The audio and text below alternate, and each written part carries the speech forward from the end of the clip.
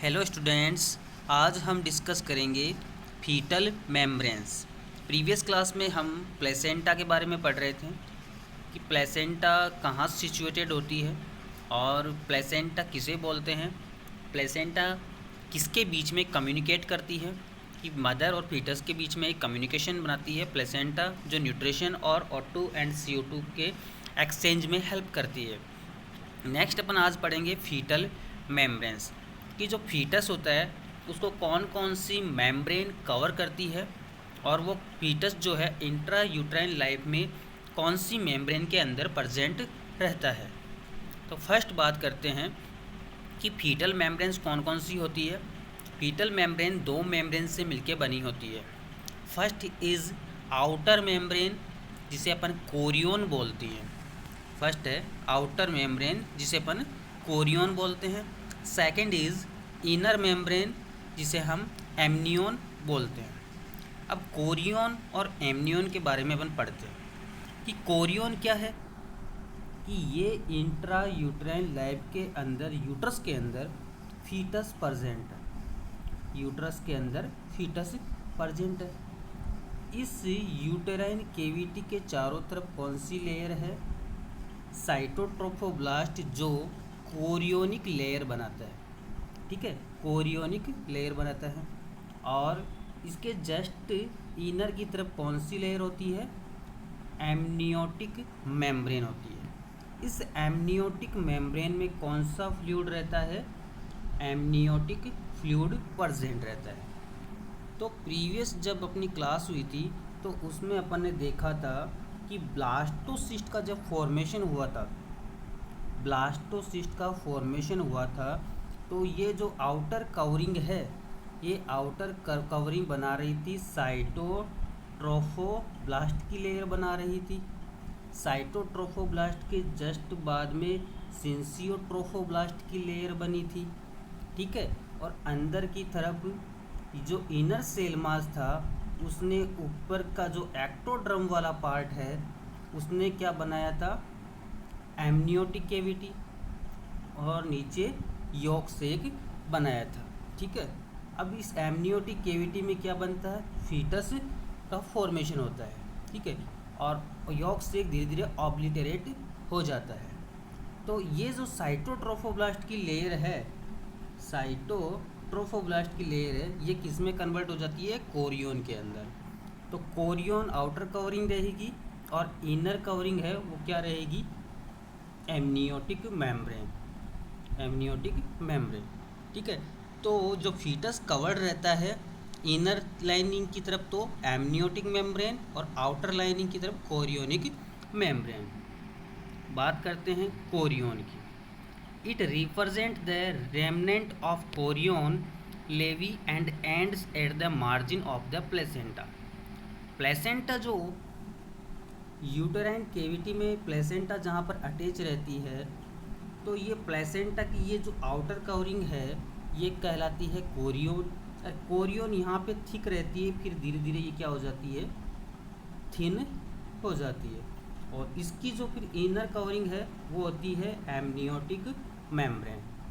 Amniotic membrane की तुलना में कोरियन की जो लेयर है वो कैसी होती है? साइज़ में थिक होती है, और एमनियोटिक मेम्ब्रेन वो होती है थिन होती है। ठीक है, और बात करें थीकर होती है, फ्रीएबल होती है, और सेगी नेचर की होती है। सेगी मतलब खुरदरी नेचर की होती है। Chorion internally it is attach to the amnion. Internally जो कोरियन, मैं पहले आपको बता चुका हूँ, ये कोरियन की जो लेयर है इंटरनली किससे अटैच है? एमनियोटिक मेम्ब्रेन से।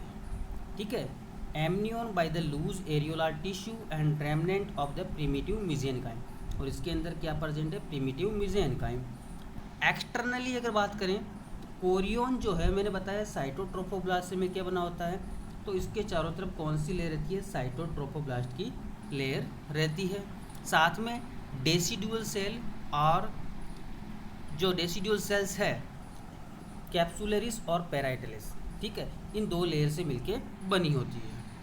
नेक्स्ट बात करते हैं कि द ह्यूमन प्लेसेंटा जो होती है वो डिस्कोइड होती है, डेसिड्यूएट होती है, लेबिरिंथाइन होती है एंड हीमोकोरियल टाइप की होती है।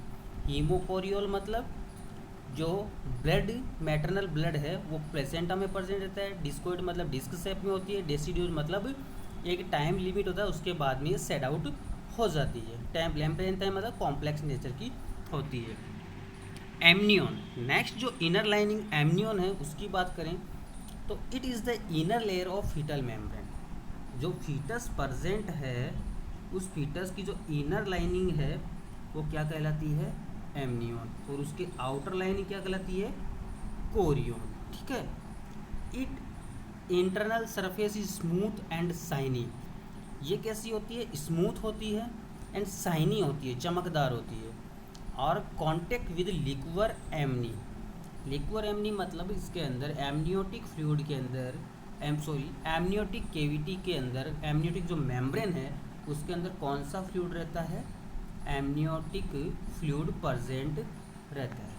फंक्शन बात करें इस फीटल मेम्ब्रेन का फंक्शन क्या होता है, तो एमनियोटिक मेम्ब्रेन का फंक्शन है कि ये लिक्वर एमनी जो है उसका फॉर्मेशन करती है, मतलब एमनियोटिक फ्लूइड है उसका फॉर्मेशन करती है। ठीक है। जो यूट्राइन इन्फेक्शन है सर्विक्स से, वेजाइनल जो यूट्रस है, इस यूट्रस के अंदर क्या प्रेजेंट है, फीटस, और ये फीटस कवर है एमनियोटिक और कोरियोनिक मेम्ब्रेन से। तो यहाँ से सर्विक्स से जो यूटेराइन इन्फेक्शन है वो असेंडिंग होता है, तो उसको आगे क्रॉस नहीं होने देता है, मतलब इन्फेक्शन को रोकने का काम करता है। नेक्स्ट फंक्शन है कि facilitate dilatation of the cervix during labour. बात करें अपन, मैं एक डायग्राम के थ्रू आपको बताऊं तो ये है यूट्रस, ये सर्विक्स वाला पार्ट और ये वेजाइना। ठीक है। यहाँ से जब फीटस डिसेंड करता है तो यहाँ पर एक एमनियोटिक कैविटी बेग बनाती है। वो बेग क्या करेगा, उस सर्विक्स को क्या करेगा, डायलेट करने का काम करेगा। सर्विक्स डायलेट होगी तो इजीली फीटस मूव करेगा, मतलब डिसेंड करेगा सर्विक्स की ओर। नेक्स्ट फंक्शन है कुछ एंजाइम भी सीक्रेट करता है जो स्टेरॉयड हार्मोन मेटाबॉलिज्म में हेल्प करता है। कुछ ग्लिसरोफॉस्फोलिपिड भी सीक्रेट करता है जो प्रोस्टाग्लैंडिन बनाने में हेल्प करते हैं। एमनियन की स्ट्रक्चर की अगर बात करें अपन तो फुली फॉर्म्ड एमनियन इज 0.02 से 0.5 mm इन थिकनेस। इसकी जो मोटाई है वो कितनी होती है, 0.02 से 0.5 mm की होती है। और ये जो मेम्ब्रेन है एमनियोटिक मेम्ब्रेन, ये कौन कौन सी लेयर से मिलके बनी होती है, तो first is single layer of cuboidal epithelium, second is basement membrane, third is compact layer of reticular structures, fourth is fibroblastic layer, fifth is spongy layer. In layer से ये एमनियोटिक जो मेम्ब्रेन है मिलके बनी होती है। The amnion has got neither blood nor nerve supply nor any lymphatic system। Amnion जो होती है मेम्ब्रेन, उसके अंदर कोई ब्लड सप्लाई नहीं होती है, ना ही कोई नर्व सप्लाई होती है, ना ही कोई लिम्फेटिक सिस्टम प्रेजेंट रहता है।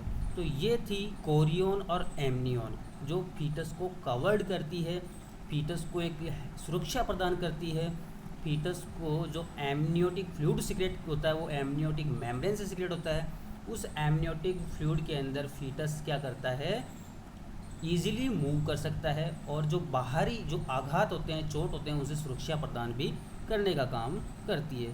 तो फीटस किस में कवर्ड रहेगा, फीटस रहेगा फर्स्टली जो इंटरनल लाइन है वो एमनियन और जो आउटर लाइन है वो कोरियन के अंदर प्रेजेंट रहता है। Thank you.